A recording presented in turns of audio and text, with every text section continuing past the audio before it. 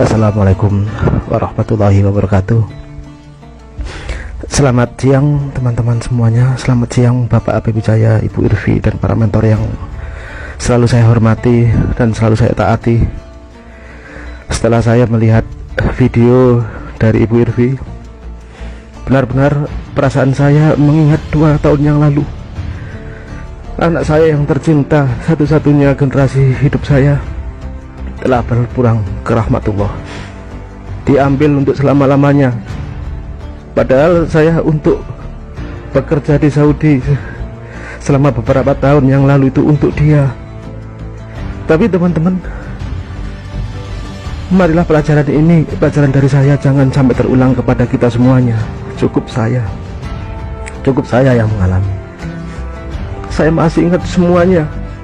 Anak saya sebenarnya tidak sakit apa-apa teman-teman, tapi karena ingin ketemu saya mulai dari kecil, umur 2 tahun saya tinggalkan.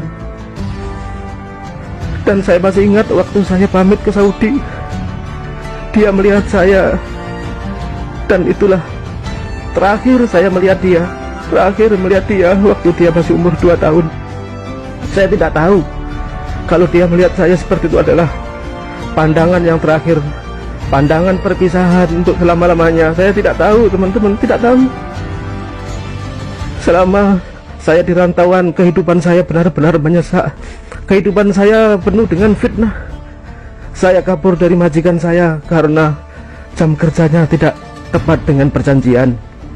Seharusnya jam 8 jam kerja, ternyata sampai dari jam 8 sampai jam 2 malam teman-teman.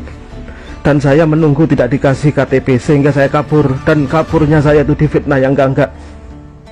Anda tahu sendiri bahwasanya fitnah di Saudi benar-benar keji. Saya tidak mengambil apa-apa, tapi saya difitnah mengambil uang, dan saya takut kalau tangan saya dipotong. Saya tidak berani pulang teman-teman, padahal anak saya sakit. Anak saya sakit keras, ingin ketemu saya. Saya dilema dalam kehidupan teman-teman. Saya ingin pulang, tidak bisa, takut tangan saya dipotong karena dibasma, dideteksi di setiap bendara teman-teman. Dan majikan saya adalah yaitu kepala Jawazat atau kepala imigrasi. Jadi mereka itu tahu siapakah saya takut kejebak, makanya saya kabur dan tidak mempunyai apa-apa. Saya jadi ilegal 5 tahun teman-teman. Dan ada satu amnesti, artinya itu pemutihan. Saya bisa nagel kafalah atau pindah majikan, dan alhamdulillah basma saya hilang, sudah tidak ada basma lagi. Saya ingin pulang resmi supaya saya bisa pulang dan menemui anak saya yang sakit-sakitan terus. Waktu itu anak saya sudah umur 9 tahun. Anak saya girangnya minta ampun karena saya ingin pulang, tapi ternyata proses itu pun lama teman-teman, hingga setahun, dan anak saya pun sakit lagi. Anak saya tidak bisa menikmati masa kecilnya. Dia selalu ingat saya.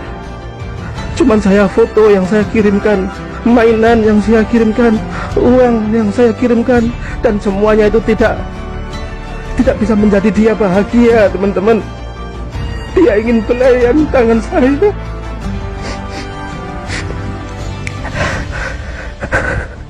Dan saya akhirnya berbohong kepada ibunya, kepada keluarga saya, kepada anak saya. Saya suruh sabar terus, saya sabar terus. Dan akhirnya saya menyerahkan diri ke polisi, dan saya dipenjara waktu itu, ditarhil biar saya bisa pulang. Ternyata majikan saya yang baru ngambil saya, dan saya nggak bisa pulang lagi. Padahal saya ini sudah kepingin pulang saja waktu itu. Tidak ada faedahnya teman-teman kerja, karena anak saya sakit-sakitan terus, ingin lihat saya pulang. Akhirnya saya berbohong.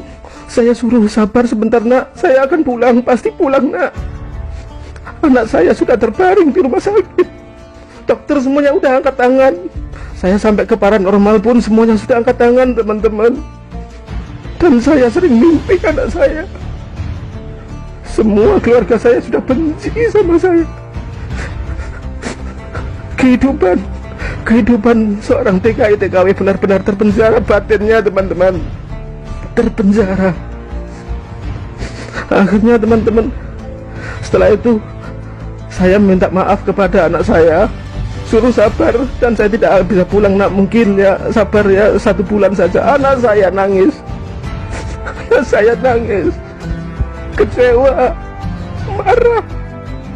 Saya dikirain pembohong, teman-teman. Dan akhirnya setelah itu 1 minggu tidak ada kabarnya. Tahu-tahu saya sudah dikabari, dikirim foto sama keluarga saya, anak saya sudah meninggal.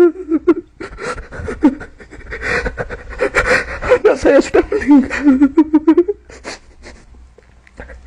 Saya ngomong ke majikan saya, tidak ada gunanya saya nagel kapal, tidak ada gunanya saya hidup di Saudi. Sudah saya ingin pulang, tapi teman-teman, tetap orang di sini tidak punya hati.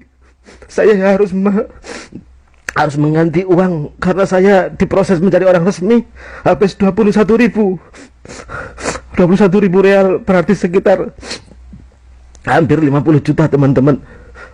Di mana saya dapat uang tersebut? Di mana? Maafkan aku, nak, maafkan. Setelah itu, teman-teman, akhirnya selama setahun orang tua saya, selama setahun keluarga saya tidak ada yang mau ngomong sama saya. Saya seperti orang yang terbuang. Saya gak punya apa-apa, saya gak punya keluarga. Untunglah, teman-teman, waktu itu saya sudah gak ada artinya dalam hidup ini. Tidak ada artinya, tidak ada artinya. Tapi teman-teman, setelah itu saya ketemu dengan Tensi. Saya mendengar dari audionya Bapak Abi Wijaya tentang nafkah yang terpenjara dan nafkah yang merdeka. Sebenarnya saya takut ikut usaha MLM karena saya sudah pernah mengalami gagal terus. Tapi saya dengerin kata-kata Bapak Abi, teman-teman. Di situ hati saya terbuka. Benar, apa yang dikatakan Pak Abi benar semuanya, dan itu sudah saya alami. Makanya saya ikut, walaupun join saya itu pakai uangnya majikan untuk beli bahan, itu saya ambil. Dan saya berusaha, teman-teman, ingin hidup lagi, ingin bangkit lagi.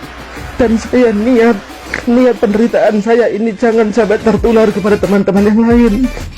Jangan sampai teman pedih, ditinggal anak itu pedih, dibuang keluarga juga pedih. Saya pelan-pelan bangkit. Hanya para Apen, hanya suara Pak Abi yang saya dengar terus, biar saya tuh hidup lagi, teman-teman. Ini pengalaman pedih, teman-teman. Jangan sampai terulang, jangan sampai terlambat, jangan sampai terlambat. Saya yakin Anda masih mempunyai anak dan orang tua. Perjuangkan hidup ini di Tensi, teman-teman. Tidak ada lagi jalan lagi, teman-teman. Hanya Tensi, teman-teman, harapan kita. Hanya Tensi. Untunglah kita ini bisa kumpul dengan komunitas orang-orang yang sukses. Oke, teman-teman, ya, mohon maaf, sungguh maaf ya. Saya tidak kuat kalau saya ingat anak saya, tidak kuat. Mohon maaf bila mana saya dalam kata-kata ini tidak berkenan di hati Anda. Semuanya saya mohon maaf sekali lagi. Saya terima kasih banget sama Bapak Abi Wijaya, sama Ibu Rivi, juga para Apen yang bisa membangkitkan saya. Walaupun saya sudah jatuh bangun kepingin sukses, tapi tetap tersenyum karena saya ingin tim saya sukses, itu aja. Karena saya tidak ingin tim saya mengalami kegagalan.